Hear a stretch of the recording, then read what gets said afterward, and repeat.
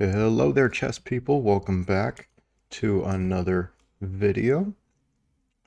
And in this video, we're going to go over a game that I played online right the day after I got my butt kicked and in the tournament this past weekend, and I thought it was quite instructive to show. So we shall go through it. I was black, opponent was white. Started out d4. And this is just a different move order for the Queen's Gambit. There's several move orders you can use to achieve the same position, but we do end up in the Queen's Gambit at transposition, if you will. Bishop e7 is the top move for the main line. Knight f3, the three knights, castle, and bishop d3. The main difference between this position and other Queen's Gambits is that white does not reserve the right to move his bishop past the e3 pawn, which is not really a problem. You can either play e3 and trap his bishop in to play a solid structure, or he can pin with bishop g5. It's really just a matter of taste, but both lines are equal.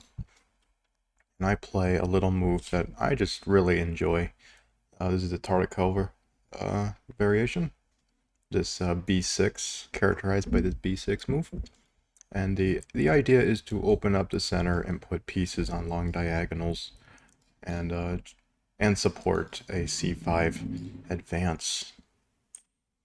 And here white plays a little prematurely.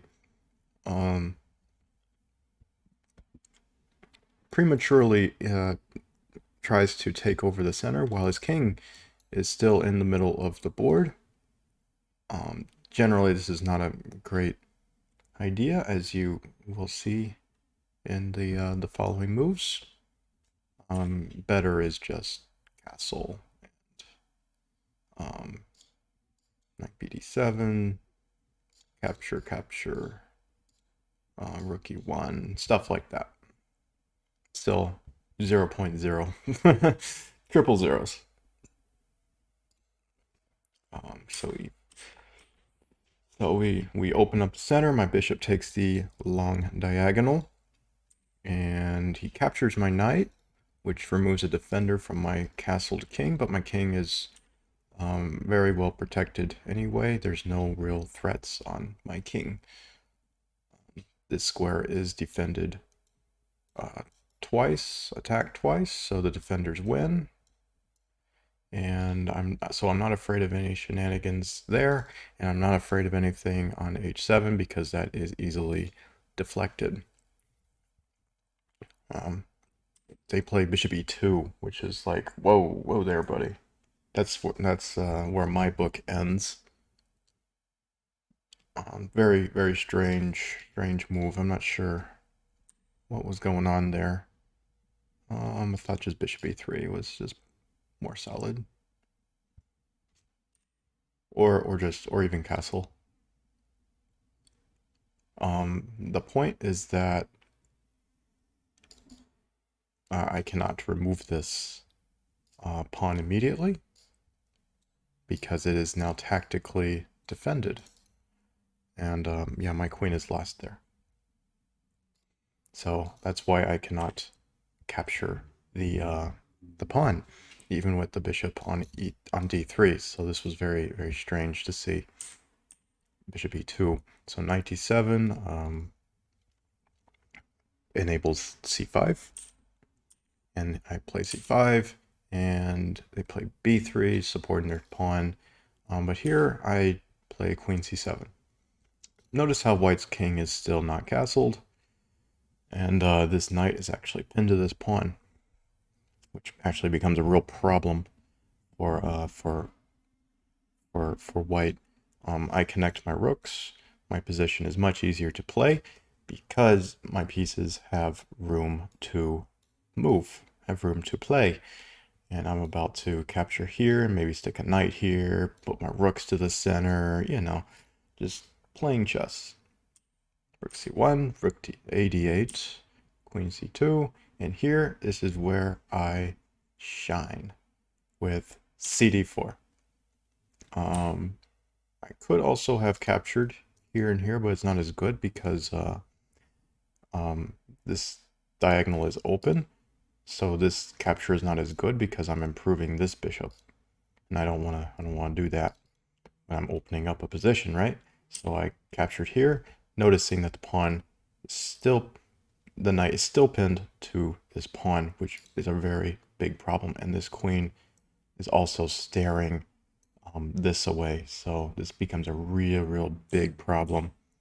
As you see here, boom, snatch the g2 pawn, and here they attack my queen.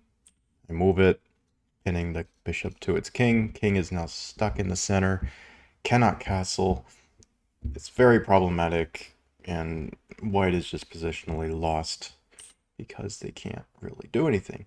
White tries to trade queens again. I take his rook, because after rook g1 I play this, and he has to play this, and or even nah, that doesn't work actually. Never mind. I missed bishop f1 for a second, and I'm just going to play moves like this, and just win the game.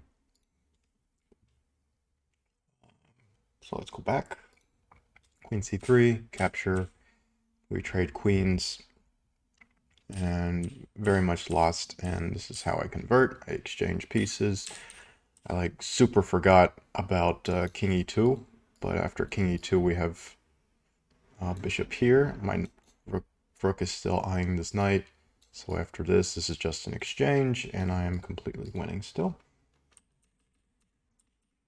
T1, put both my rooks on the file. Knight here, bishop here, just taking space in the camp, in the white camp. And here is a very instructive moment where black, it doesn't matter how you win the game as long as you win the game, right? So I opted for giving back material so that I can still win in the same way. I'm up a piece, and this is just a very easy endgame. So this was very smooth by me, and I just use these two pawns and just bully the king in this very easy endgame.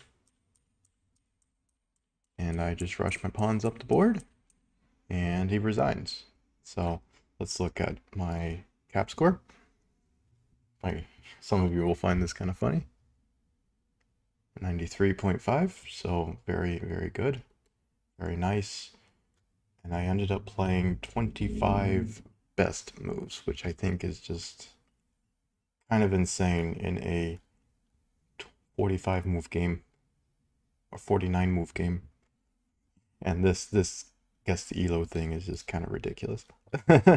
This is like, basically I just really just demolished my opponent, and that was the game. So I hope you enjoyed it. Hope you enjoyed the recap, and I'll see you guys in the next video. Take care.